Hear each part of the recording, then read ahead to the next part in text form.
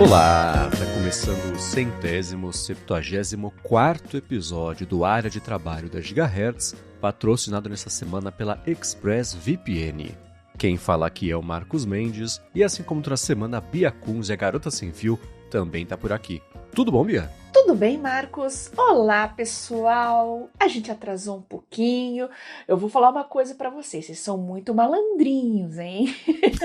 O pessoal já tava me cobrando aí, querendo que eu desse spoiler de qual que era o serviço de disco virtual que eu ia mudar, porque eu testei vários, né, gente? Analisei, pensei bem já há um tempinho.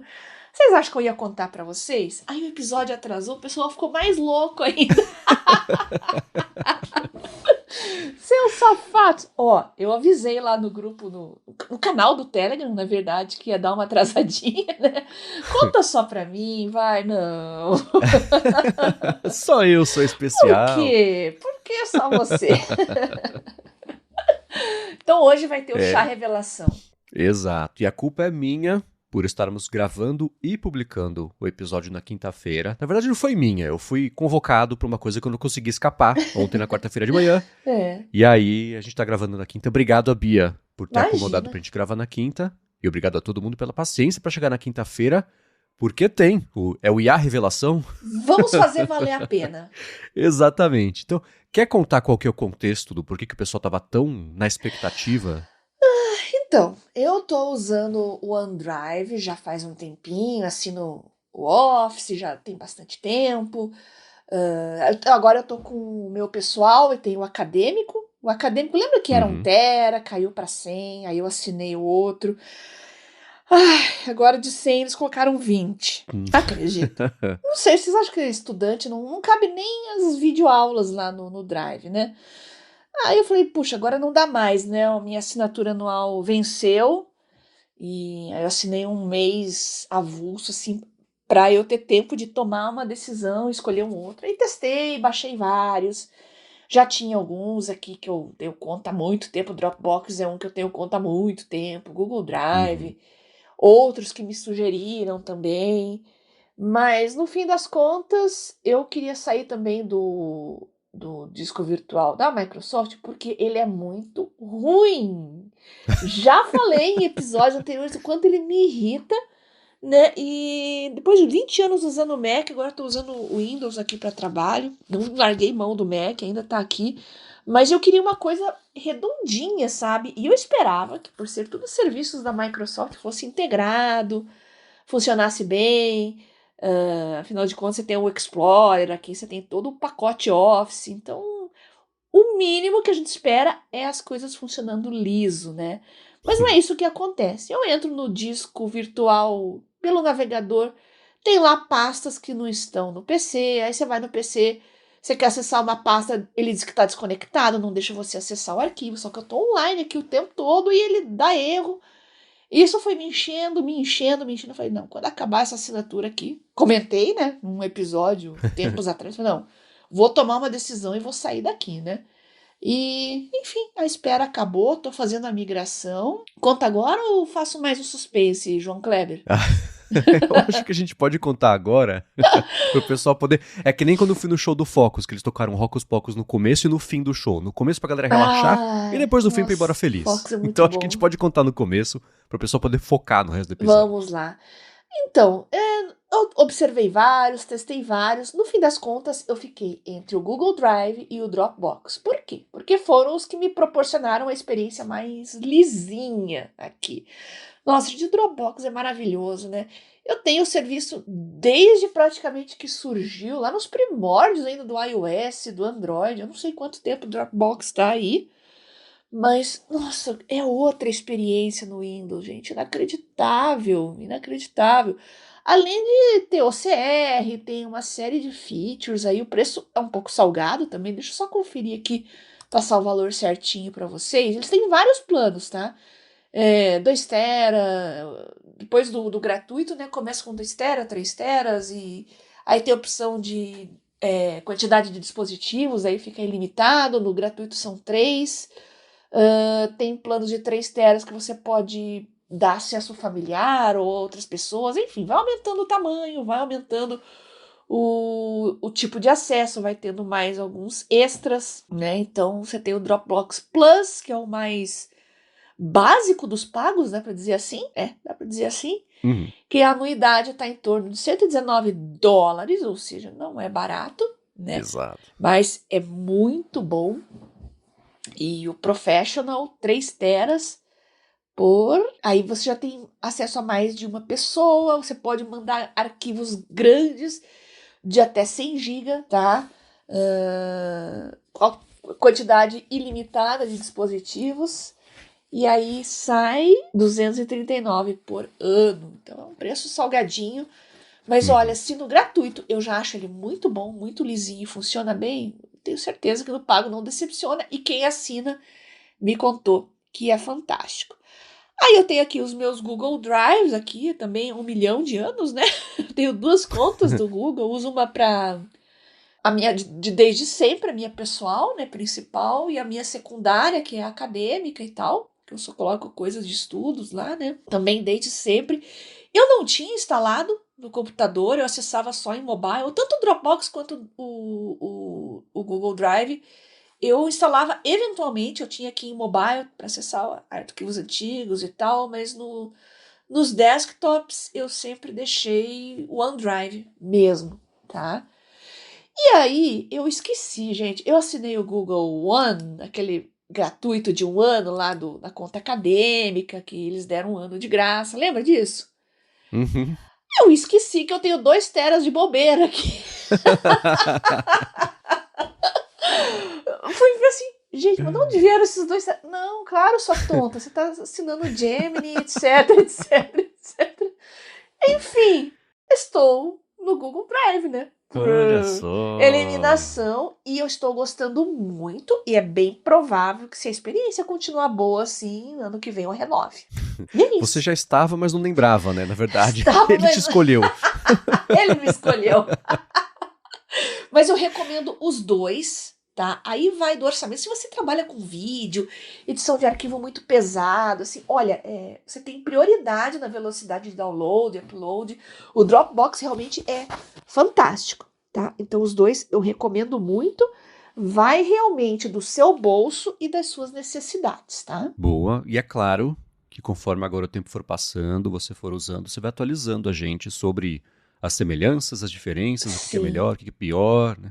Essas mudanças, elas sempre têm uma ou duas coisas que fazem que uma plataforma tem e outra não. Você fala, nossa, como é que eu não consigo nem fazer isso de um jeito diferente? Que não dá, não tem suporte, sei lá, né? Você só descobre usando, não tem jeito, né? Sim. Então vai contando pra gente as agora eu tô impressões que vai ser migrando, bacana. né? Eu continuo tendo dor de cabeça com o OneDrive.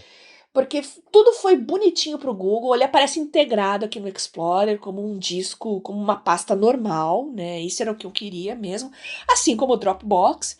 Aí o OneDrive, gente, como eu falei, eu esperava uma experiência lisinha, né? Então as 2 contas do OneDrive aqui. E eu já fiz a migração, troquei, e tem pasta que eu já apaguei e que voltou a aparecer aqui. E eu tô ficando maluca com medo de apagar coisa que eu ainda não tenha transferido. Sim, Isso tá me deixando completamente louca e cada vez mais certa que eu fiz bem em chutar embora. Ô, Nadella, o que tá acontecendo, cara? Meu Deus do céu! Não era de se esperar disso num serviço de vocês. O mínimo do mínimo era você ter uma integração suave aí, perfeita na sua própria plataforma. Você não tinha que sentir que estava usando um disco virtual. Isso era o mínimo que eu estava esperando. E a concorrência aí, tanto o Dropbox quanto o Google Drive, estão dando um baile. Olha, você tá me lembrando? Tem um e-mail clássico, épico, que o Bill Gates mandou para a liderança da Microsoft quando ele tentou baixar e instalar o Movie Maker e não conseguiu. Eu vou deixar aqui na descrição, porque sei lá, uma dela, cadê, etc. Assim, vale a pena separar, que o e-mail é grande, ele tava bravo. Ele fala assim, ó, eu decidi baixar o Movie Maker. Fui em Microsoft, não vou ler isso inteiro, claro. Fui no Microsoft.com, eles têm uma página de downloads, eu fui lá. Das 5 primeiras vezes que eu tentei abrir a página, deu timeout, não abri. Depois de 8 segundos, eu consegui fazer ela abrir. O site é devagar, é inutilizável. Aí o Movie Maker não estava no top 5 das opções. Eu expandi, tinha 45. Os 45 nomes são confusos, é aqueles bandos de nome da Microsoft, né? Não tá filtrado por sistema. Eu tentei procurar por mídia, não achei. Procurei por Movie, não achei. Procurei por Movie Maker, não achei. Aí eu desisti e liguei pro Amir, que devia ser um executivo da Microsoft. Onde tá o download do Movie Maker? Ele me respondeu que eles não achavam que as pessoas iam fazer download na página de downloads. E ele tá irônico, ele tá bravo, né? E vai seguindo, ele não consegue instalar, aí ele consegue baixar, a hora que instala não tá lá, aí não abre, aí dá erro, ele tem que... Aquilo que todo mundo já passou, Sim. né? Por isso, usando coisas do Win, da Microsoft, você tá falando sobre isso também, né? Uhum. Então, em 2003, e o e-mail o título é do tipo... Cadê aquele título? A degradação sistemática da usabilidade do Windows. Isso está em chamas. Então ele tá bravo também. Então precede, quer dizer, o Nadella já devia estar lá, né? Mas precede o Nadella. Essas coisas da Microsoft, né? É incrível que tudo que eles se propõem a fazer, eles lançam e corrói por dentro e falta pedaço e aí não corrige porque tá fazendo outra coisa. Parece que tem 6 pessoas na empresa, né? Eu passo por isso com o Teams, que é um desastre também, com seus próprios problemas. É uma pena, né? A Microsoft. A Microsoft. Que pena. Então, né, colaborou muito também o fato de eu estar usando um pouco mais a suíte de escritório do Google. Não é a mesma coisa que a da Microsoft, tá? Pelo menos não tudo. PowerPoint eu estou usando pouco, né? Então eu não uso lá as apresentações, eu prefiro o Gama. Editor de texto tá bem legal e a integração com o Gemini tá muito boa, então eu passei a usar ele direto, tá? O que eu gosto mesmo, e dificilmente eu vou deixar de gostar, é do Excel. Excel dispensa apresentações, amo, uso o tempo todo, né? Mas agora que eu vou voltar para o modo gratuito, eu vou ficar usando o Excel aqui só na minha conta acadêmica mesmo, que eu tenho acesso, né? Eu não sei se no modo gratuito revoga o acesso aqui porque tá tudo instalado para usar offline também, né? E... Bom, vou continuar usando só no acadêmico aqui por enquanto, porque eu não gosto da planilha do Google. Sei lá, acho que é questão de costume também, né? E para fazer gráficos, montar equações... sei lá, acho que você tá acostumado. É 20 anos usando Excel, né? Mais que 20, 25 anos usando, no mínimo, Excel. Então, acompanhando a evolução e... Nossa, ele é tão completo, né? Até para estatística, tem ferramentas legais lá. Então, é difícil a gente largar algo assim a essa altura, né? Mas, de resto, a suíte do Google aí cumpre muito bem e a integração de IA tá muito legal, tá? Diferente do Copilot, né? Que agora no Windows 11 está em todo lugar, está onipresente aqui no meu desktop. Até bloco de notas, se bobear, até o Paint vai ter um ícone do...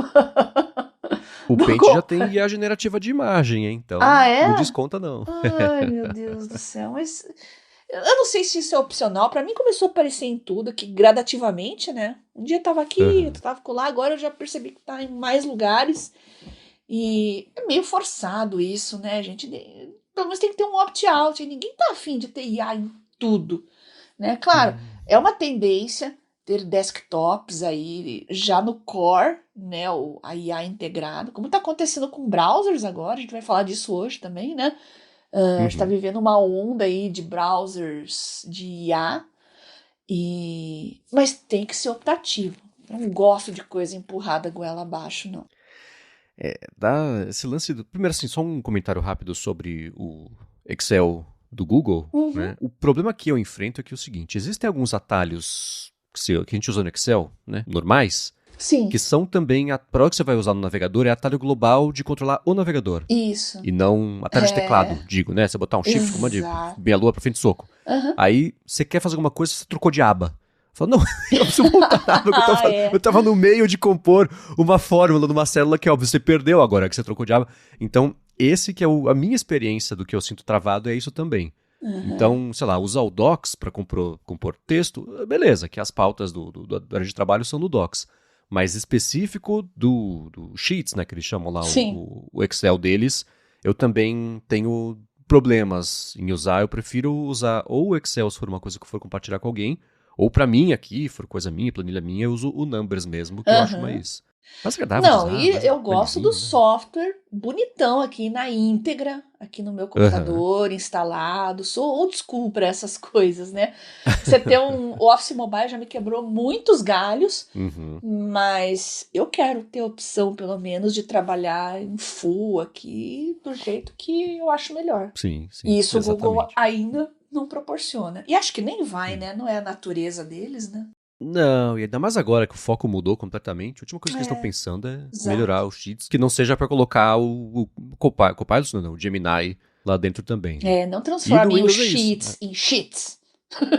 Então, eu tento falar com cuidado pra não soar Eu cacofônico, ia mas é perder essa sempre um deixa de fazer essa desafio. piada, né? Claro.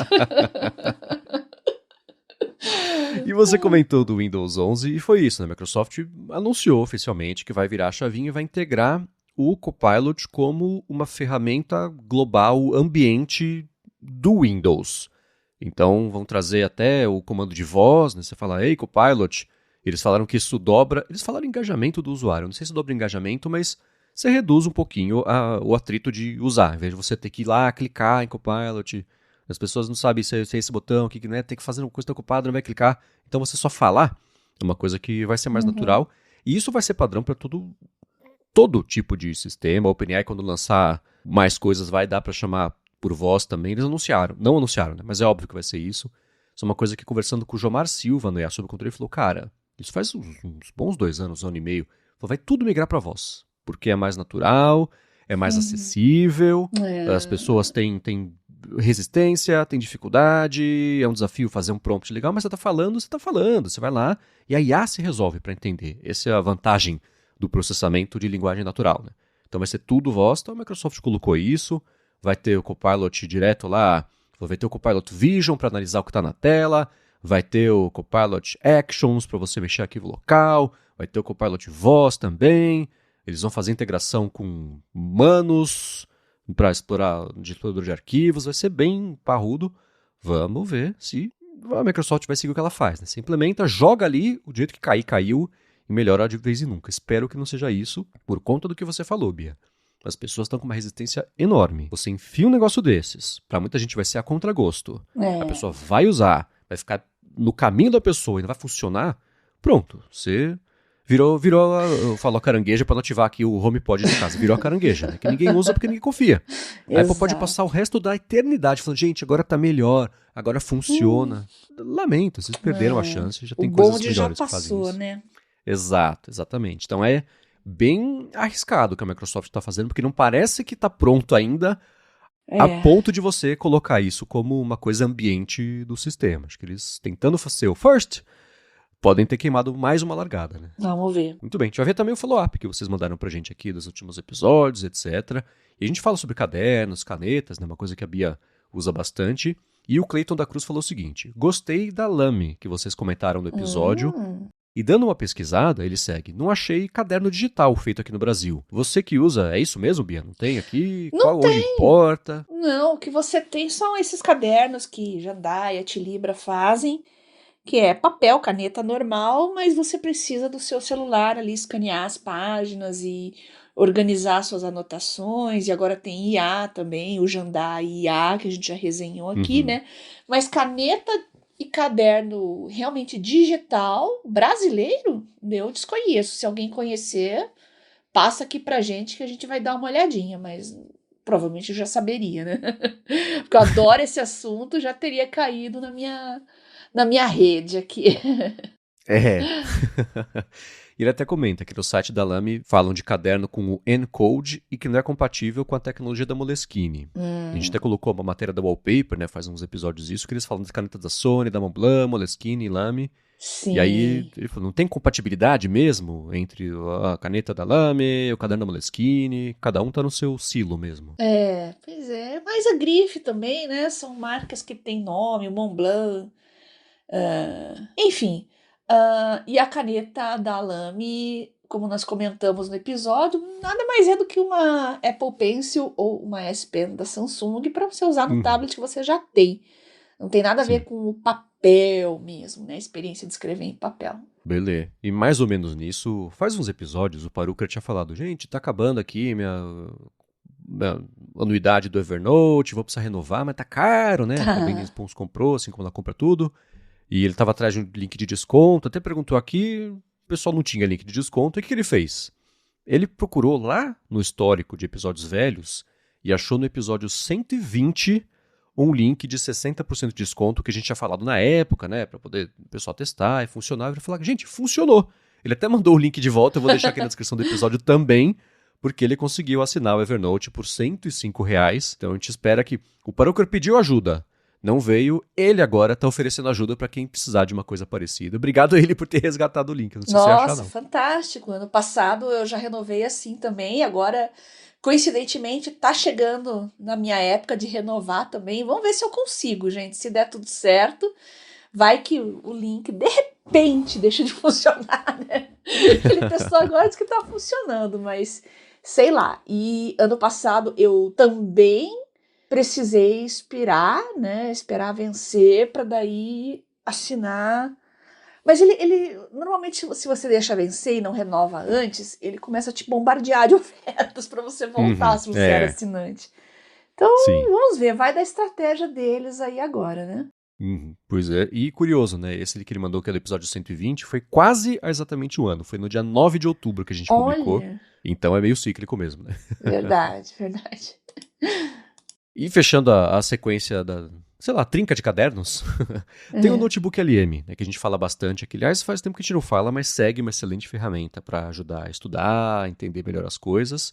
E o professor Adolfo Neto mandou pra gente uma alternativa que é aberta, open source, né, ao Notebook LM, que é o Open Notebook. E por coincidência, esse Open Notebook é de um brasileiro, que é o Luiz Novo. E por uma segunda coincidência, também foi no comecinho desse ano, eu e o Fabrício entrevistamos ele sobre o Open Notebook lá no IA Sob Controle. Então a gente vai deixar o link aqui na descrição. E de fato, é uma excelente alternativa. Quem for escutar a entrevista, achei que foi em maio. Pensa que se a entrevista foi em maio, a gente gravou tipo em fevereiro. O mundo estava muito diferente da IA em fevereiro em relação a hoje, então tem coisa que, né, funcionalidade que talvez não tivesse antes, agora tem, então a coisa evoluiu, né? Mas tá aí, para quem quiser testar, a alternativa aberta é sempre bacana. Claro. Obrigado ao professor Adolfo Neto por ter lembrado disso. O link Você chegou tá na na descrição. Dei uma olhadinha, não testei ainda, mas o link tá na descrição, pessoal. Vamos testar e usem os grupos lá para compartilhar a opinião de vocês, dar o feedback, que é importante para o pessoal manter o projeto também, né? Sim, exato. Então, quem testar, conta pra gente também o que vocês acharam, que é bacana. Obrigado ele mais uma vez. E a gente comentou na semana passada que teve uma das ferramentas de IA, que eu não tinha conseguido entender o nome, de um follow-up do Matheus Rodrigues. Aí ele mandou. É a Teach, de teach, de ensinar, e um Y no final, então Teach, que se coloca como um assistente de IA para professores, professoras. Você gera material rapidinho, são mais de 60 ferramentas que geram IA personalizada para os alunos, etc. Então, mapa mental, dica de vestibular, atividade de matemática para o nível básico, experimento científico, dica de estudo. Né? Então, você vai desde o planejamento, eles falam, até a parte de feedback mesmo, centralizam isso com IA. Você cria uma turma e administra a turma. Muito interessante. Não conhecia essa Teach. Eu não acho que a empresa seja brasileira, apesar do site estar bem adaptadinho, porque tem para um bando de idioma. Eu vou caçar aqui de onde eles são, mas bem legal. Soletrando é teachy.com.br. E o follow-up em tempo real são sim brasileiros. São do Rio. Muito legal. Vai que alguém da Teach escuta a gente pode conversar. Vai ser bem bacana. E obrigado a ele por ter mandado também qual que era a ferramenta, é claro. Como você falou, o link vai estar na descrição aqui do episódio, tá? E sobre aquele estudo, Bia, que você falou na semana passada, né, que concluiu que os prompts mal educados geram respostas melhores quando você usa os chatbots, você encontrou um outro levantamento que mostrou que não é exatamente assim, né? Olha, parece a história do ovo, né? O ovo uma hora faz bem, uma hora faz mal. Agora está com os prompts, né? Educação ou rudeza? É assim que se diz, né? Falta de educação? Falta de educação. Você quer ser polido ou você Aspereza. quer ser áspero, grosso? Responde aí, ignorância. Seu inútil. Você tá errado, seu palerma, né? Esse tipo de... gente, então estudo tem que olhar a metodologia lá, dependendo... Se são metodologias diferentes, é óbvio que os resultados serão diferentes, né? E mesmo usando sempre a mesma LLM, ela claro, ela evolui, ela muda, ela está sempre aprendendo, sempre treinando, então ela vai mudando, mesmo que você esteja usando a mesma LLM, a mesma conta, mesmo usuário, tá sempre mudando, né? É uma coisa muito dinâmica. Então, eu, com medo da revolução das máquinas, continuarei sendo educada, tá? Espero que eles se lembrem de mim quando a Skynet dominar o mundo. Eu escutei essa semana um episódio bem interessante do Possible, um podcast do Reid Hoffman, que foi um dos fundadores lá do LinkedIn, e ele entrevistou um cara que é especializado em comunicação animal e trouxe um monte de estudos sobre o emprego de IA para comunicação animal e etc. E num dado momento lá, uma parte mais filosófica da conversa, ele fala, cara, é importante estudar animais, porque no fim das contas, o jeito que a gente trata os animais é como a IA vai tratar a humanidade. Porque a diferença de relação é parecida. Eu falei, cara, excelente insight. Meio assustador, né? Mas é um excelente insight.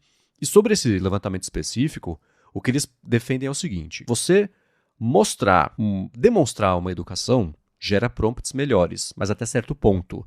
Se você se colocar numa relação muito submissa ao GPT na hora da conversa, não tratar como um par, é pior. Se você tratar ele como inferior a você, é pior. Então, eles também notaram que você precisa ajustar um pouquinho a forma como você conversa com esses modelos, dependendo de onde eles são. Então, tá usando uma IA japonesa, você falar de uma forma mais educada ajuda. Para chinês, para inglês, IAs que vem daí, vai mais na eficiência. Já fala direto, não floreia. Não quero falar que japonês é floreado, mas vocês entenderam, né? Por favor. Sim. Então é esse tipo de coisa. E eles falaram também uma coisa que é interessante, que é importante professores e professoras ensinarem as crianças a serem educadas com IA. E isso eu lembro que é uma coisa que falaram quando começou a bombar assistente virtual de voz. Ao invés de pedir pra carangueja, pra Alexandra, que nem o Coca fala, que é a da Amazon, pra não ativar a caixinha de ninguém aqui, só blá, latir uma informação, falar por favor, falar obrigado, porque criança especialmente, a teoria era essa pelo menos, né? Ela já tá nascendo nesse mundo em que você conversa com a mãe, com o papai, com a vovó e com a caixinha. Então se você só latir uma ordem pra caixinha, vai ser igual você aprender a latir uma ordem pras pessoas. Então você ser educado com a caixinha ajuda a internalizar que você tem que ser educado em qualquer interação que você faz, que é uma coisa que muita gente na internet devia aprender, inclusive. Então, bem interessante esse levantamento. O link vai estar aqui com os detalhes. Eu gosto do modelo roleplay, né? Você assume um papel, você pede para IA assumir um outro papel. Ah, você é um instrutor de R, de Python, de sei lá o quê, qualquer outra coisa. Eu sou um aprendiz. Eu acho que é o jeito que funciona melhor, né? Abrir um chat novo, cria um cenário, um contexto, atribui um papel para você, um papel para IA, quando você vai ter os melhores resultados. Então, aí a forma de tratamento, assim, vai ser, no meu caso, né, de pupilo e mestre ou tutor, como vocês preferirem, que é o meu favorito aqui, que eu uso para tudo, né? Então, meu assistente, me ajude a organizar minha agenda, você é meu secretário e tal. Desde que eu comecei a fazer isso, eu nunca mais parei e recomendo que todo mundo faça isso, tá? Você tem os melhores resultados. E sobre, ainda, né, da relação das pessoas com LLMs, viralizou um vídeo que eu vi que chamou a sua atenção também, né, Bia? Do Boris Johnson, ex-premier do Reino Unido e absoluto babaca. E ele dando uma entrevista falando sobre... E ele fala assim, eu amo o ChatGPT, eu tô usando pra tudo. Eu pergunto pra ele fala pra mim, nossa, como você é inteligente, nossa, como você é esperto, nossa, como eu tenho visão, eu amo isso. E vai ser muito bom também pra cuidar de velhinha assim, né? Bota lá pra conversar. Pensando, cara, esse mané é epítome de tudo que tá apontando como... comportamentos errados, pra ele é a solução. Ele é o protótipo do boomer usando IA, gente. Incorpora tão bem tudo que você pode esperar ali, é uma aula de boomer. Total. Ai, que desespero. Havia dúvida, será que ele é rude ou será que ele é polido com a IA? O que você acha? Ele é político, gente, não se esqueçam disso. Nossa, que perigo, né? Um político usando IA, né? Você manipula e quando vê... Exatamente. É um dos riscos que o pessoal fala, é isso, né? E é manipular pra fazer o que ela quer. Não? E botar o político ali, fica elogiando, né? E esse Boris Johnson é bem o perfil do político que tá cercado de pessoas que só falam, nossa, sim senhor, como É, você é esperto, como você é inteligente, não refuta nada, não aham. rejeita nada. Bota uma IA que é treinada pra fazer isso, é óbvio que ele vai amar, né? Pois é. Ai, que desespero que deu vendo esse vídeo. Não, mas é muito didático, gente. Vejam lá o vídeo e quando vocês estiverem conversando com seus pais e sogros, idosos em geral, né, que você quer colocar no mundo digital, dar uma assistência aí e tal, é bem interessante, né? Exceto aquela dentro do Facebook, não, aquela dentro do WhatsApp, né, da Meta. Aquela é muito Uhum. ruim, gente. Até os boomers vêm pra mim reclamar daquilo lá. E pra mim é completamente inútil, né? Eu lembro que a primeira e única vez que eu usei aquilo lá, eu falei, arquive as minhas conversas com quem eu não interajo por mais de 6 meses, um ano, sei lá. Uhum. Não, não posso fazer isso. Então tá, Não, é pra fazer então vai lamber meme. essa mão. É. E a Meta, inclusive, nessa semana anunciou que a partir de janeiro vai proibir que as empresas usem o WhatsApp como interface de interação com chatbot. Quando isso for o uso primário, do tipo, tem o ChatGPT, né, que o telefone é 1-800, aí no teclado numérico é 800 ChatGPT. E dá para conversar com ele pelo WhatsApp como se fosse um contato normal. A Perplexity tem isso, um monte de empresa tem isso. A Meta cortou, falou, não pode usar o WhatsApp para ser interface de vocês com o GPT de vocês. Se vocês tiverem, sei lá, uma IA que ajuda a marcar consulta médica, tudo bem.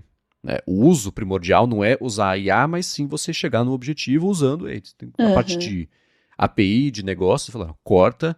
A OpenAI falou, a gente tem 50 milhões de usuários que estão usando pelo WhatsApp, não vai poder usar. Lamento, agora você consegue aqui, tem uma ferramenta para você exportar, etc. Mas eu acho que é por isso, né? Porque as ferramentas concorrentes da Meta AI estavam usando o WhatsApp para oferecer uma experiência melhor do que o WhatsApp tem, porque a IA do WhatsApp nem é para isso, né? Então eles falam, não vai alugar a nossa GPU para fazer, nossa GPU, enfim, né, nossos servidores para fazer isso não. Então vão cortar. Uhum. Bem anticompetitivo, mas é o que é. É. Já pensou, né? O buraco negro, pelo menos aqui no Brasil, que é o WhatsApp, ia deixar qualquer IA maluca, viu? Eu vi o vídeo Exato. E agora de eles. manhã do o cara atendendo o telefone na frente da esposa. A esposa, quem é esse Talito?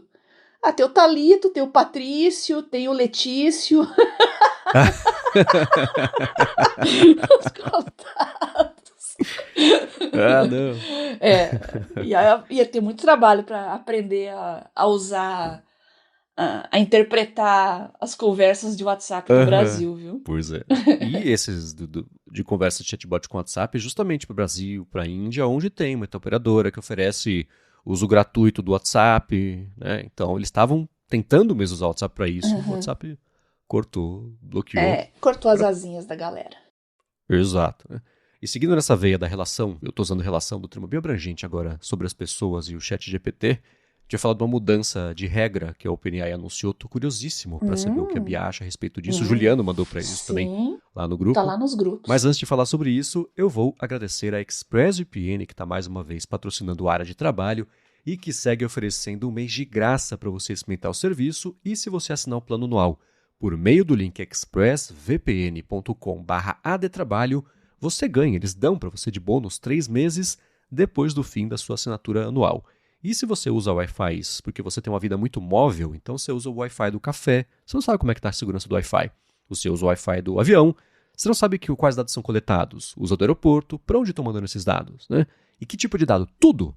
Os sites que você acessa, que aplicativos que você usou, por quanto tempo, de qual site para qual site você foi, os termos que você digitou e pesquisou, quem é você, qual que é o seu dispositivo, o que mais você tem instalado no telefone, etc, etc, etc. Vai saber para onde vão parar esses dados, se isso é vendido, né? Você tem que poder proteger os seus dados, são seus, né? E você faz isso com a ExpressVPN. E nem ela, quando você usa a ExpressVPN e roteia a sua conexão pela VPN deles, nem ela sabe quais são esses dados, o que ela armazena fica em memória RAM, eles limpam a memória RAM, pronto, sumiu, o que é excelente para a privacidade. E é bacana também usar a ExpressVPN, porque se você usa muito streaming, e todo mundo usa muito streaming, você roteia a conexão pelos Estados Unidos, por exemplo, acessa uma Netflix, acessa o HBO Max, você vê o catálogo de lá. É diferente o catálogo de lá, de cada país é diferente em relação ao que tem no Brasil, tá fora, quer ver uma coisa que tem no Brasil, só também você faz isso, e para ver como é fácil colocar no seu telefone, no tablet, no computador, até na TV, dependendo do modelo. Na Apple TV tem também suporte a VPN, a VPN faz um tempo, é assim que eu uso todo dia. Vai em expressvpn.com/adtrabalho, testa por um mês de graça, e se você assinar o plano anual, você ganha 3 meses de bônus aí no fim desse ano.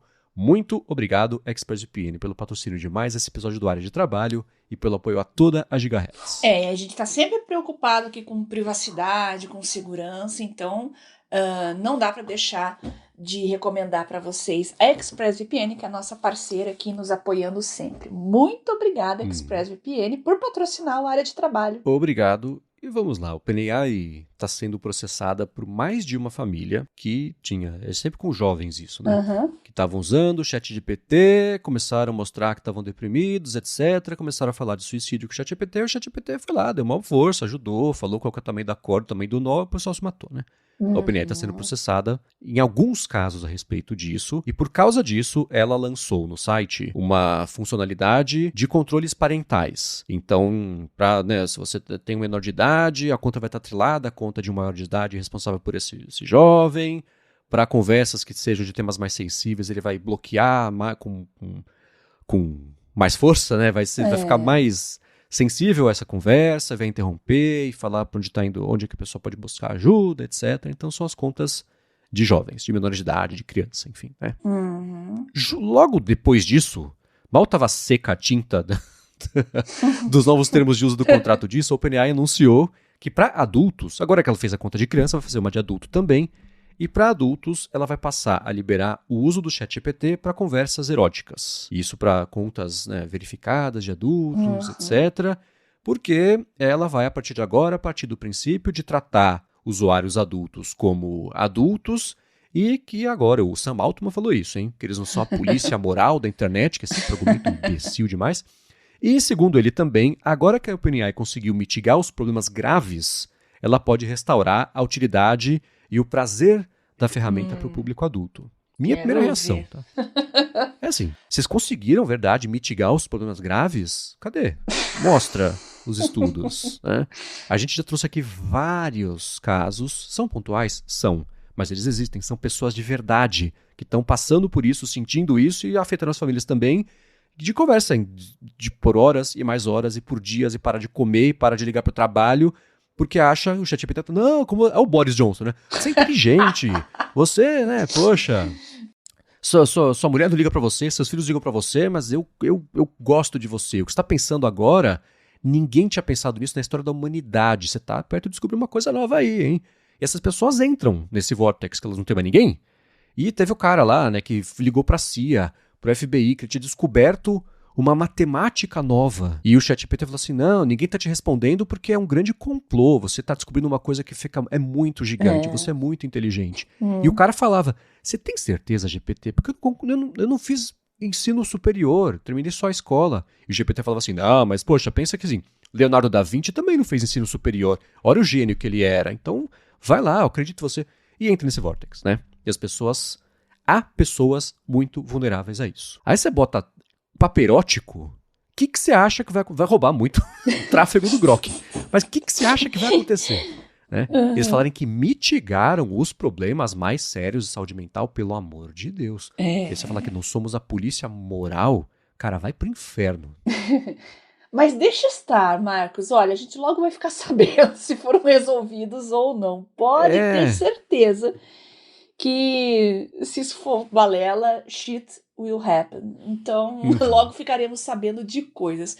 Mas a minha mente sempre me leva para lugares obscuros, né? De repente eu comecei a imaginar o Boris Johnson usando o ChatGPT erótico. Pois é, qual a dúvida que você tem que ele vai fazer isso? Uau, Boris, esse seu visual descabelado é tão sexy. Esse seu cabelo bonito, exato. Ai, gente. Perdão, pessoal, desculpa. A gente tá almoçando, fazer vocês pensarem nisso, mas tudo bem. Fato é que acho que o problema não é só os menores de idade, as pessoas mais frágeis. O porquê dessa decisão. É dinheiro, né, gente? Tem que pagar as contas e tal. Então, a custo de quê, né? Os problemas vão aparecer, eu tenho certeza. Não vou falar nada, só vamos esperar, certo? E de usabilidade, nas últimas semanas, né, por conta do sucesso todo do Sora, do Sora 2, né, que tem o aplicativo, a geração hiperrealista de vídeos e tal. E uma das perguntas que fizeram pro Sam Altman foi, cara, mas a gente até brincou isso na semana passada, você não ia curar o câncer? O que você tá fazendo rede social de fazer meme de vídeo? Ele falou, então, né, Vamos curar que o também câncer, por um lado, pagando as pesquisas com o chat mais 18.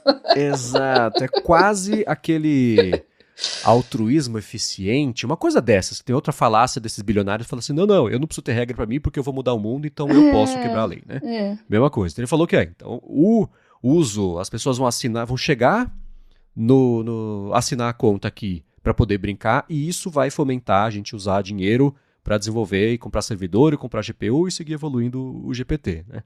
Nessa última semana saiu esses relatórios de tipo App Figures, empresa que mede movimentação da App Store e com isso gera tendência do que está em alta, o que está em baixo, o que estabilizou, né?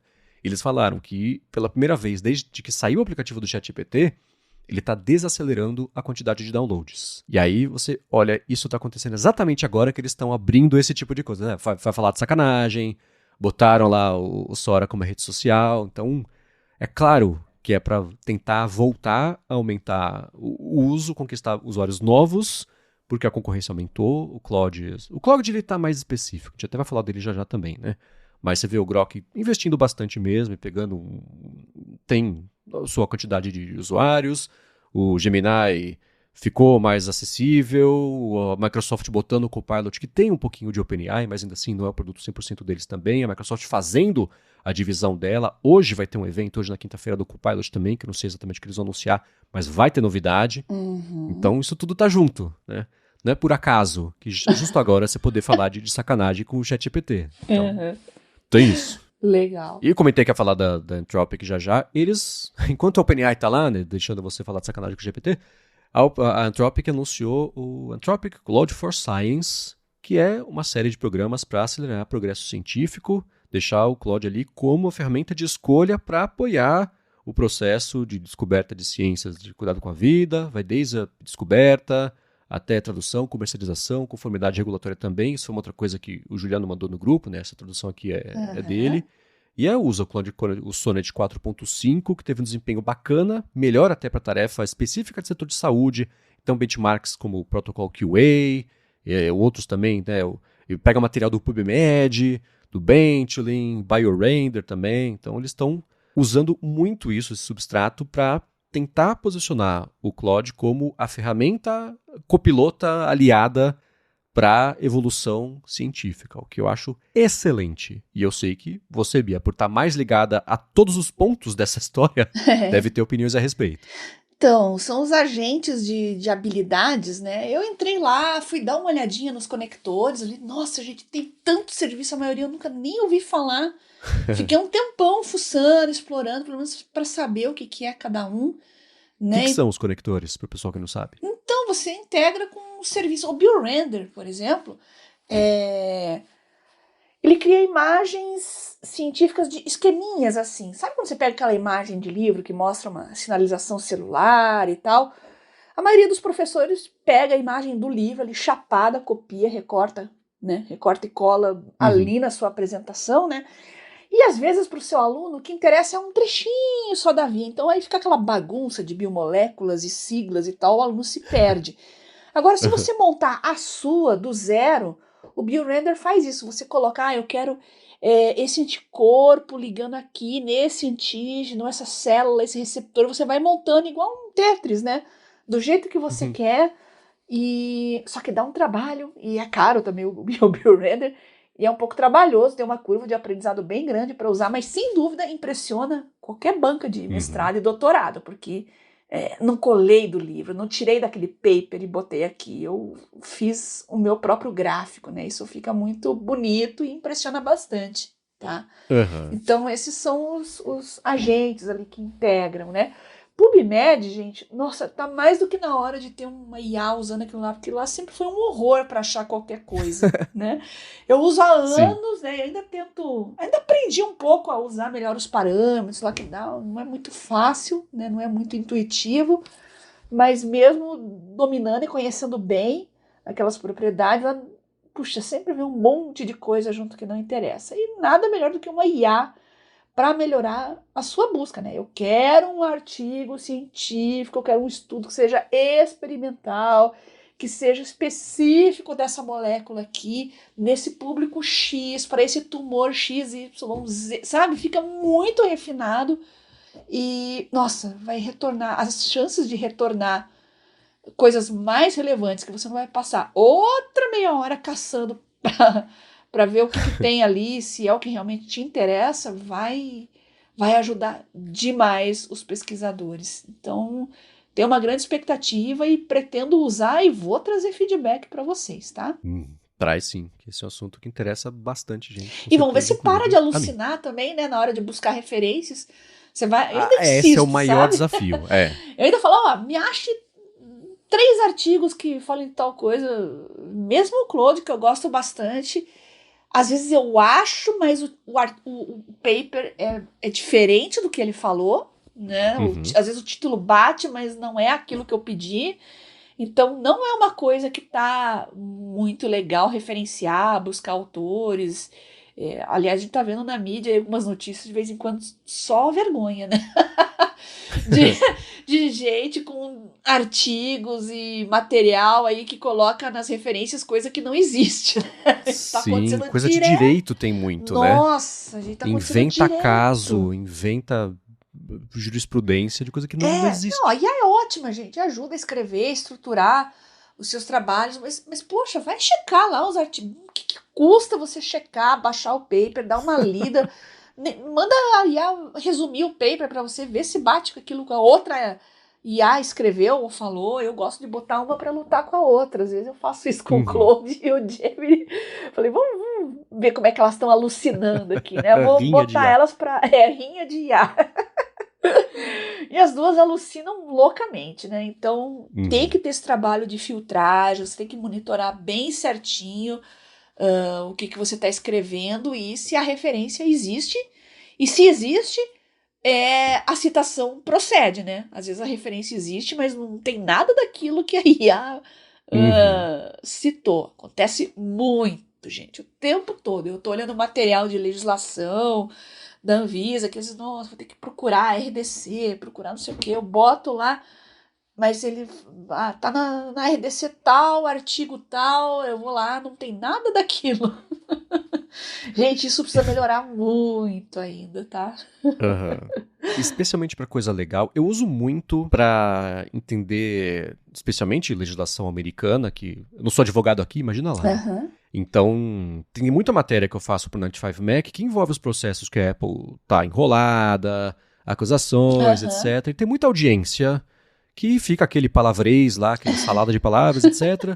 E preciso saber o que isso significa, de onde vem essa lei, o que pode acontecer agora que aconteceu isso, etc. E é muito arriscado usar para isso, porque ele alucina mesmo, muito. Assim.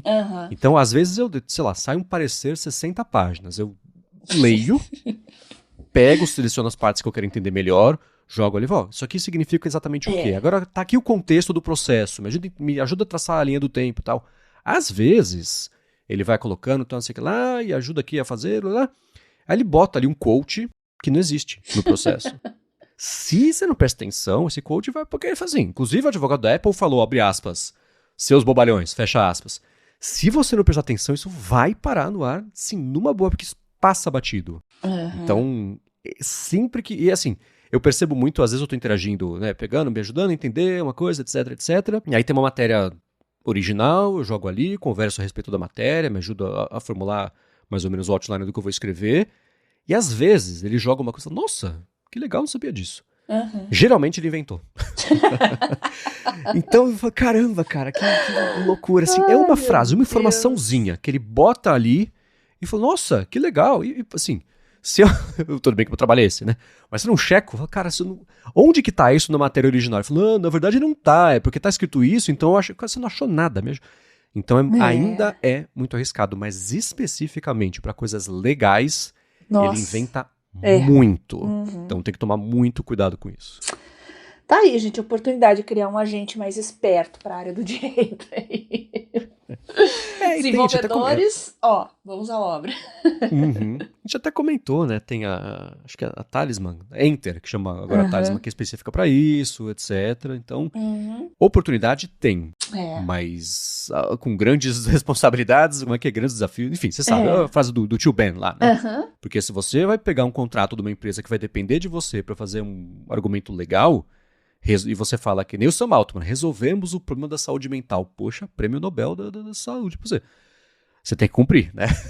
Então o risco é enorme, porque você resolveu um problema difícil de resolver, você tem que fazê-lo, né? Então é um problema muito difícil de resolver, como diz o Facebook, sobretudo, quando eles não querem fazer nada. Boa. E eu vi que chamou atenção também nessa semana que a Perplexity fez uma parceria com a Samsung pra botar lá a IA dela nas TVs novas. Eu brinquei até nessa semana que a Perplexity tá adotando a estratégia Netflix.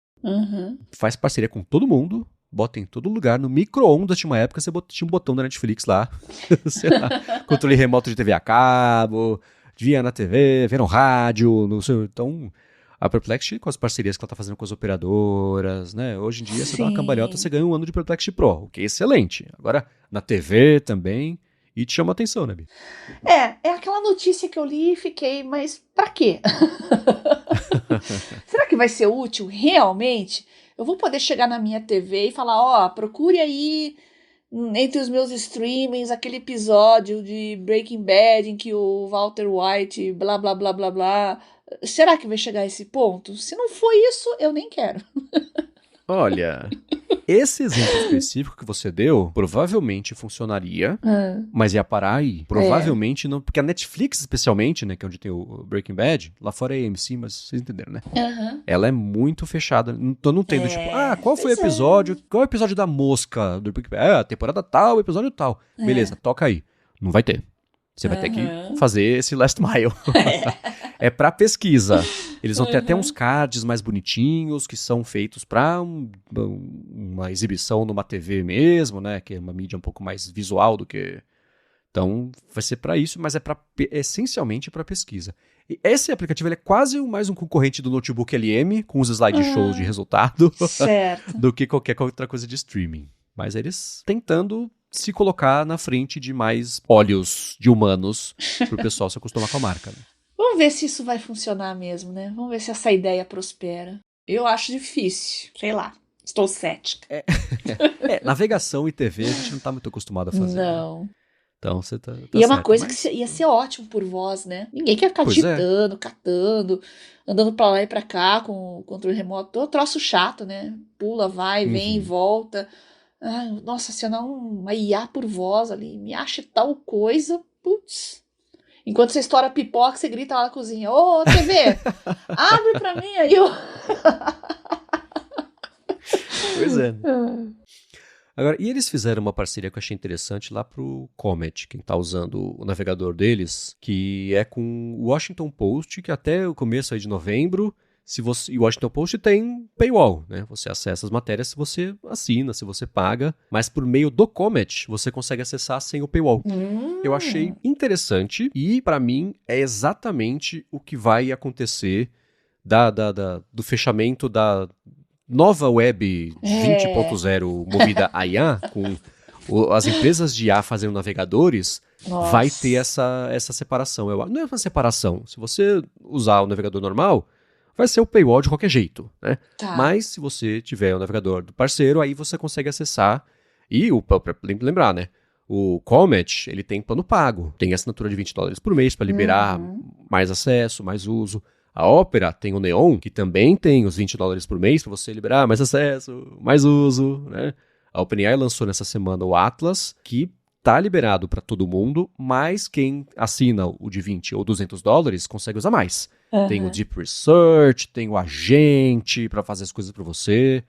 Então, eu acho que essas parcerias de conteúdo exclusivo vão virar regra na época de navegadores com IA. Eu achei, do ponto de vista da Perplexity, uma excelente ideia, porque você não está excluindo nada da web, porque já não está lá, mas se você usar o meu, eu te dou acesso a isso. Bem interessante. Sim, bem legal. E o que você achou? Você falou que a gente ia falar de navegadores. O que você achou do Atlas da OpenAI, o navegador que vocês anunciaram essa semana? Tá nos mesmos moldes aí e em termos de mercado, eu tô vendo tendência. Eu acho que se elas estão né, as empresas estão se movimentando, se esforçando para criar seus próprios navegadores, é sinal que vem coisa boa por aí. Vamos aguardar, né? Não basta as tradicionais, né, Opera, etc., colocarem, né, IA no seu motor, né? Agora fazer um navegador do zero é outro papo, minha gente. Olha, ainda não tive coragem de usar o Comet, eu sou muito covarde. O pessoal no grupo ainda falou, não, mas os seus dados já foram pra galera há muito tempo. Se tem alguém que tem seus dados é a OpenAI, né? Eles já varreram a internet eu fico mesmo. pensando nisso, eu preciso perder o medo e começar. Gente, eu sou a pessoa que não colocou nem como é que você disse, a Alexandra, né, em casa, porque eu tenho pavor de imaginar um assistente escutando tudo que eu tô fazendo dentro de casa. Agora imagine um navegador, né, tudo que você abre, tudo que você faz, pesquisa e sites, etc. É bem bizarro, né? Sobre segurança, essa parte de compartilhamento de dados, é óbvio que eu tomo cuidado, eu sou cuidadoso, eu não exponho informação que eu não quero que seja exposta, né? Não falo nem quando é meu aniversário do Twitter, porque isso é engenharia social, né? Se o seu aniversário é pergunta de segurança do banco, aí danou-se, né? Eu acho muito doido o pessoal que... O Telegram tem um negócio, cadastra aqui, conte pra todo mundo quando é seu aniversário. Eu falo, vocês são idiota, é claro que não.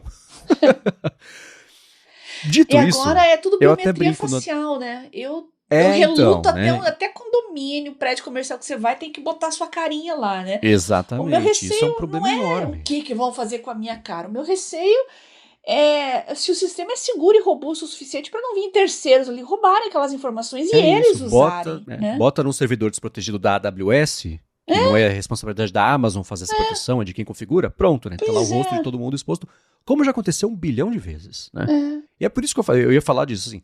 Eu sou meio nihilista, eu tomo cuidado, mas os dados vão ser expostos. É igual vazados, o sorteio, né? De fim de ano de shopping, né? Você preenche o cupom, não é para você ganhar ou concorrer ao carro, é porque eles vão montar uma base de dados e vão vender. Isso eu conheço bem de perto, porque jornalisticamente eu já fui atrás disso, já investiguei e sei de histórias bem cabeludas, tá? Tipo, 200 mil você compra uma base de dados de um shopping aí, de todo ano, todo mundo que comprou, quanto gastou, nome, endereço, telefone, etc, etc. Então, difícil, né, gente? Confiança então, não tem... é complicado. Tem que tomar cuidado, mas fugir de vazamento é meio que assim... E eu acho que hoje, esse banco de dados, né, 200 mil, cara, isso...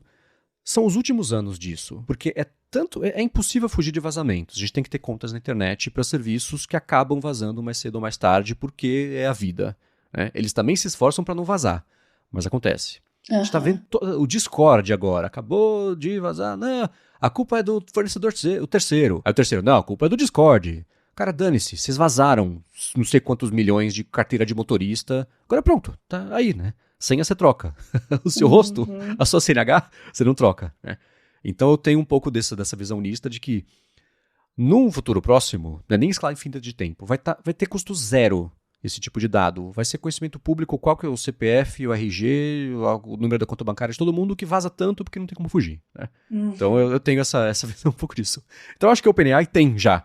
Ela nem sabe que ela tem, mas ela tem as senhas de tudo, de todo mundo, porque isso vaza em banco de dados, vai parar no Reddit, vai parar no 4chan, eles varrem o Reddit 4chan atrás de conteúdo, vai parar no banco. Né? Eu fiz não foi bem um review, mas eu tentei usar o Atlas, eu ia usar por uma semana, para fazer uma matéria bem completa sobre a minha experiência, e dado que eu confio na OpenAI, porque o risco deles fazerem uma bobagem é maior para eles do que para mim. Eu peguei as minhas senhas do Safari, exportei, peguei os favoritos do Safari, exportei, eu falei, eu vou usar exatamente como eu uso o Safari, eu vou usar o Atlas. Os detalhes disso estão no ADT. Eu vou deixar o link para vocês conhecerem o ADT, caso vocês não conheçam ainda, vai estar aqui na descrição. Mas, Bia, durou 2 horas meu teste. Mudar não dá. Vindo do Safari, que é muito... Porque o Atlas, ele é feito em cima do Chrome, do Chromium, né? Do projeto aberto, etc. Todos eles. Então, o Neon da Opera, o Comet da Perplexity, é tudo feito em cima do Chrome. Então, para quem usa já o Chrome, essa mudança é menor. Vindo do Safari, mesmo tendo colocado as minhas senhas, então eu conseguia fazer os logins, os meus favoritos. Não dá. É muito diferente, ruim, Muito atrapalhou trabalho, no né? dia a dia. E assim, na correria do dia a dia, quem tem tempo para ficar fazendo ajuste fino, não dá. Né? As extensões, que eu sei que tem extensão para Chrome, que tem no iOS também. Então, o review vai estar lá, mas eu tentei usar. A ideia é muito boa, ele tem coisas muito legais nele. O jeito que ele usa, ele basicamente, a premissa que eles fazem é, você vai usar a web por meio do ChatGPT.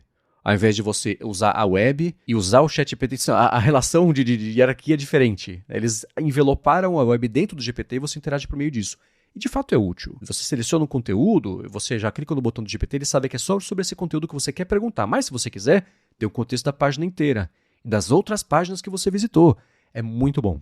E eles têm as opções de segurança, de privacidade. Se você quiser, você faz o opt-out. O OpenAI fala que não vai treinar o GPT com isso, que não vai treinar. Eles oferecem o controle. Se vão respeitar ou não, eu prefiro acreditar que sim. Né? Sim. Mas a ideia é muito boa, mas eu não consegui, Bia. Os motivos mais a fundo estão lá. A vida de todo mundo vai envolver no futuro muito próximo você usar um navegador que vai ter função de IA, quer você queira, quer você não queira. Algumas vão ser até boas. Mas nesse momento não consegui fazer a mudança não. Eu te entendo. Faz sentido. Navegador agora, não é igual um editor de texto que você quer testar, você abre e começa a escrever um texto. Não é assim, gente. O navegador tem tantos ajustes, refinamentos e personalização para ele ficar usável no dia a dia. Sim. Dá um trabalho. Nem todo mundo quer passar por essa curva de refinamento, né? Exatamente. E não é que é melhor, pior, ruim. Foi diferente a ponto de... Eu falo que é tipo trocar de país. Eu brinquei no ADT que é a Amélie Poulain, que ela troca o tamanho do chinelo do cara. Tá tudo um pouquinho diferente, incomoda. É tipo isso, pra tudo. Você fala, não, deixa pra lá. Não deu, Bia. Tentei. Pra passar a régua nessa parte de antes de falar dos gadgets curiosos que o pessoal mandou pra gente nessa semana, você adorou uma frase, né? Que o Franquito... Inclusive, lembre-se desse nome em breve aqui. Falou. Isso aí. Ele retweetou um post do Gerson ali, né? Falou que a IA dá confiança para os incompetentes e facilita para o mal intencionado que usa gráfico como meme. O Franquito, para quem não conhece, ele é especialista em dados e ele tá sempre trazendo gráficos bizarros, analisando, né? Bizarros no sentido de manipular dados, fazer as pessoas entenderem coisas que os gráficos não dizem, mas às vezes gráfico ruim de ler, de interpretar, padrão de cores ruins que confundem. Então ele sempre traz isso e faz uma discussão bem legal. E a definição eles que adorou, eu adorei também, a IA dá confiança ao incompetente. E aí que a gente pega a galera no pulo, né? Começa a ver os papers mal feitos, trabalho de escola, o que mais? Vão listando aí, né? Muitas coisas que você lê. Ai, gente, agora é cardápio de iFood, gente. Não basta as imagens. Começou com as imagens, né? Virou um catálogo de ficção científica. Agora aquelas descrições, né? Você vê uma batata frita. A nossa batata é macia por dentro, crocante por fora e resistível. Não, pô, é uma batata frita, caramba. Aquela aditivação excessiva e exagerada e horrorosa e que, sabe, você começa a ler, não, parem com isso.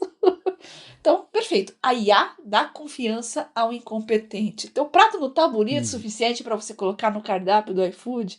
Precisa fazer com uma IA? Poxa vida, né? Eu já saio daquele restaurante e não peço lá. Eu não quero surpresas desagradáveis. Você falou das análises que o Franquito faz. Tem aquele comercial clássico antigo da Folha, né? Que é possível contar um monte de mentiras dizendo só a verdade. Estatística para o mal intencionado é exatamente isso. Né? Governantes e administradores fazendo esse malabarismo com dados e colocando gráficos malucos. Agora, se prepare, gente. No que vem tem eleição, vocês vão ver as pesquisas eleitorais com aqueles gráficos malucos pipocando. O Franklin vai ter muito material no que vem aí, viu? Vai ter trabalho. Um abraço para ele. Um abraço.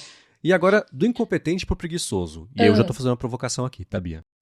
O pessoal observou e criticou que a Kobo lançou uma invenção patenteada por Byakunsei. Eu vou colocar dessa forma.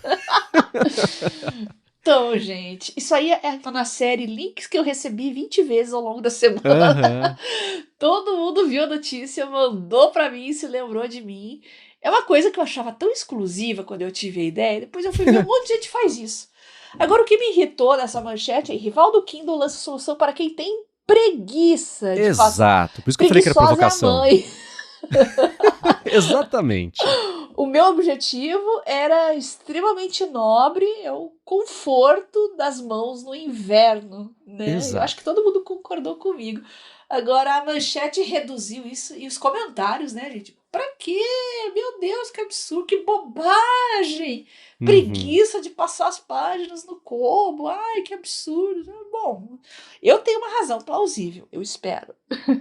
Por isso que eu brinquei, né, do incompetente preguiçoso, que assim como o IA não é só pro incompetente, o passador de página do Kobo não é só pro preguiçoso, se reduzir a isso, é uma burrice. Me defendam, gente, por favor. É uma burrice tão grande quanto que você tá acusando a contrapartida porque você só não gostou de uma coisa que é pra você. Então... Venham pra Curitiba aqui, tentem ficar lendo um livro no inverno, uma noite gelada. Você tá ali quentinho nas suas cobertas, a mão pra fora, ali congelando, segurando o seu Kindle e você trocando toda hora. Trocando. Aí não consegue passar a página, vocês vão me entender. Exatamente. E a Kobo é do Canadá, onde é frio pra diabo, tá? Então eu já tô vendo um viés aqui de por que desenvolveram isso no Canadá e não no Havaí. Tá aí por quê, né? Aí. E pra fechar o episódio, o Eliezer Coutinho que mandou pra gente um acessório que, por coincidência, mandaram pra gente também nessa semana lá no ADT. A gente pode até falar sobre isso no DT, mas primeiro ele vai ser discutido aqui, que é o Disc Pro. É um acessório de Kickstarter, então pra quem for apoiar, considere a chance de que nunca vai vir a verdade, mas... ele é um hubzinho com 4 portas de conectividade, tem um coolerzinho na parte de trás dele. Junto disso, ele é um SSD de 4 TB, tem velocidade de transferência de 10 GB, é compatível com o MagSafe das coisas da Apple, então gruda magneticamente, tem HDMI 2.1. Eu falei um bando de produto diferente aqui numa coisa só, e justamente por isso que está chamando a atenção, né? É um produto pequenininho, ele tem um tamanho, sei lá, um pouco maior do que um cartão de crédito, é gordinho, né, claro, mas... para poder caber tudo ali dentro, e é multitarefa desse jeito para pessoas que têm uma vida extremamente móvel, como é o caso da Bia, né? Ele tem um cabinho que ele fecha nele mesmo, super bonitinho, assim, o jeito dele. Então é isso, ele é um cooler, /hub USB, /carregador, /MagSafe, sei lá, o que mais tem aqui, né? Eu já falei tudo de coisa assim, e fiquei interessado em saber da Bia. Se é uma coisa que você teria, se te interessou, ou parece que o pessoal brinca, tipo, geladeira torradeira, que enfia um monte de coisa junta que... o benefício mesmo qual é? Como é que foi? Poxa, eu achei muito legal, gente. E a notícia boa é que atingiu a meta com folga aqui. Não sei se você chegou a ver, Marcos, mas pô, o pessoal colaborou bastante aí. Atingiu a meta, vai rolar. Infelizmente não pro Brasil, aqui não tá disponível. Mas, poxa, acho que todo mundo hoje é multi-device, né? Então, eu achei fascinante, adorei. E o pessoal que trabalha muito com arquivo pesado, precisa transportar, às vezes não dá para você confiar em nuvem, né, para transportar certas coisas para lá e para cá. Quem trabalha em campo, às vezes nem sempre tem conexão também. Eu achei fantástica a iniciativa, Marcos. Eu adoraria testar, viu? Eu gostei também. E esse negócio das metas de Kickstarter, antes os projetos eram assim. A gente precisa de $200 mil para tirar o projeto do papel, porque a gente vai garantir que a gente consegue fabricar na quantidade mínima de produtos para viabilizar o projeto. Hoje em dia, $10 mil. Cara, $10 mil não faz nada. Né? É que nem o pessoal, eu vejo o William Max, eu sempre acho engraçado, assim, ele... um like nesse post eu vou malhar. É óbvio que alguém vai dar like, né? Então é meio parecido com isso, assim, né? $10 mil para esse projeto, e aí? Ele foi financiado em $500 mil. Pois é. Eu ainda acho que $500 mil é pouco para fazer o que eles querem fazer. Mas eles falaram que com 10 mil já viabilizava o projeto, então eles têm dinheiro de investimento também. Então isso é para ter um pouco mais de grana ali, um pouco de capital de giro e respiro para fazer. Essa eles falaram, é a nossa 14ª campanha, então não são novatos nesse lance de Kickstarter. Eu imagino que as outras 13 tenham sido bem-sucedidas e que de fato lançaram o produto. Isso eles não falam aqui, mas eu tô chutando que sim. Então, o produto eu achei interessante. E o aspecto dele é bonitinho, ele tem essa estética moderna de Ele não existe, tecnotransparência, né? Tudo deve ser IA também, porque ele ainda não existe, eu acho, né? Pelo menos não iam colocar um protótipo em fotos reais, assim, protótipos costumam ser feios, né?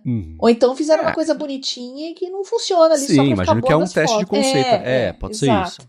Mas se foi isso aí mesmo, eu gostei tanto da forma quanto da implementação, me pareceram muito legais. E de dia a dia que você usa de coisa parecida, assim, que talvez as pessoas não conheçam, que a gente pode deixar de link na descrição aqui, que você tem acessório não desse tipo, né, de ter o SSD junto com o MagSafe, junto com de o HDMI, mas de coisinha de dia a dia, assim, que você usa só até pra vida móvel. mesmo. Esse todo mundo conhece, não precisa ter link. Eu levo, às vezes tem que levar apresentação e tal, você vai no auditório, a rede tá ruim, pior que às vezes você tem conteúdo online para apresentar, né? Eu tento colocar offline o máximo possível para estar pronta para imprevistos, né? Então, acho que pendrive todo mundo tem no dia a dia aí para emergências, né? Você vai numa gráfica, imprimir um material, alguma coisa assim, você leva um pendrive, né? Mas, como eu falei, para profissionais que trabalham em campo, pessoal que trabalha com vídeo, com arquivos grandes, como eu disse, a nuvem às vezes não é o suficiente, ou então não está ao alcance para o seu tipo de trabalho, eu achei bem legal e acho que tem público sim, viu? Excelente. Eu quero saber de vocês quais são os aparelhos nessa veia que vocês usam. Se vocês acharem o link para mandar junto, vai me ajudar bastante para deixar a descrição mais completa. Boa. Que esse é o tipo de gadget que eu sei que chama atenção. Tem a galera que gosta muito disso, tem a galera que vai ter um uso de verdade, né, desses projetos, assim, de produto, enfim, né. Mandem pra gente colocar o link na descrição. Assim como hoje tem os links de tudo que a gente comentou, das notícias, dos projetos. Você encontra aqui no seu player de podcast, também em gigahertz.fm/adtrabalho/174. Obrigado, ExpressVPN, pelo patrocínio do episódio de hoje. A vocês que deixam reviews, as avaliações e que ajudam de uma forma ou de outra a área de trabalho a chegar cada vez mais longe. E a você, Bia, por semana após semana, a ajudar todo mundo, inclusive eu, a ter uma vida cada vez mais produtiva. Eu que agradeço você, Marcos, pelo convite para fazer o Área de Trabalho, nossos patrocinadores que viabilizam ele e vocês, ouvintes, que sempre mandam dicas, links, sugestões, comentários. E agora vocês podem comentar também aí o meu chá de revelação de disco virtual. Concordam, discordam, estão procurando também, estão passando por problemas com o OneDrive da Microsoft, com a suíte da Microsoft em geral. E eu esqueci de falar, Marcos, mas eu tenho esse problema com o OneNote também, que eu gosto muito. Uso direto no PC e quando eu quero abrir no celular é sempre um parto para achar e para estar no formato certo. Olha, critico, mas é tudo com fundamento. E vocês podem criticar também, sugerir pro bem ou pro mal os seus serviços favoritos, os serviços que odeiam. O importante é a gente passar a mensagem para frente.